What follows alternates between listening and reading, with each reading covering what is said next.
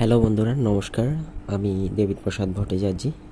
আমি এখন দেখাবো আপনাদেরকে আমার ইয়ার্নিং রেস্ট্রিক্টেড ছিল পেজ, ফেসবুক পেজ। সো আমি এখন আপনাদেরকে দেখাবো আমার আজকে ফেসবুক টিম আমার আসলে ইস্যুটি তুলে নিয়েছে। সো আমি আপনাদেরকে দেখানোর চেষ্টা করছি।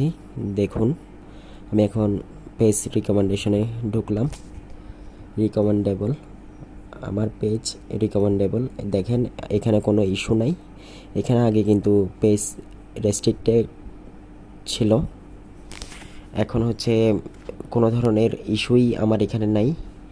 এখন আমার পেজটি হচ্ছে এলিজিবল হয়েছে